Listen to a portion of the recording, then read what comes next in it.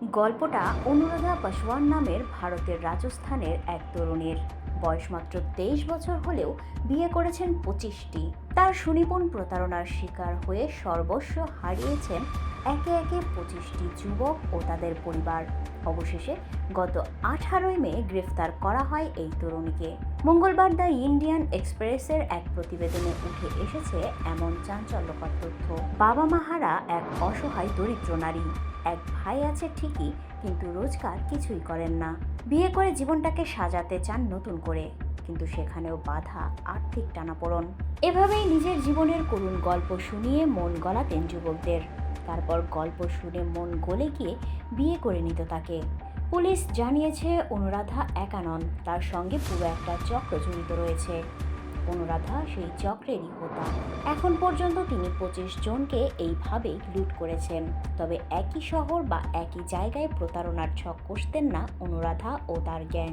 নতুন শহর, নতুন নাম পরিচয়ে বাড়ি ভাড়া করে থাকতেন অনুরাধা। তারপর গরিব কনের অভিনয় চালিয়ে যেতেন। এভাবেই ওই এলাকায় কোনো না কোনো যুবককে ফাঁসাতেন প্রতারণার জালে।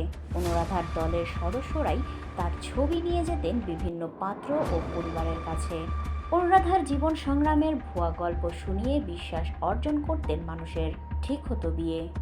ওই দলের সদস্যরাই বিয়ের সব আয়োজনের জন্য টাকা নিতেন। তারপর মন্দিরে বা বাড়িতেই বসত বিয়ের আসর।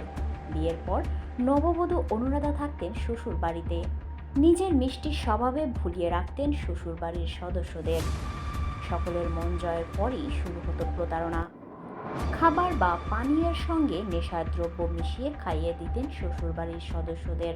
তারপর পরই নগদ টাকা পয়সা ও গয়না লুট করে পালাতেন অনুরাধা।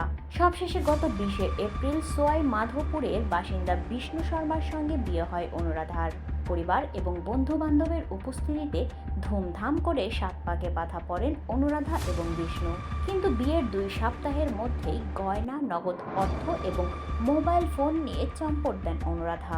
এরপর থানায় অভিযোগ দায়ের করেন বিষ্ণু। সেই সূত্র ধরেই অনুরাধার নাগাল পায় পুলিশ। গ্রেফতার করা হয় তাকে। এখন অনুরাধার চক্রের অন্যান্য সদস্যদের খোঁজ চলছে।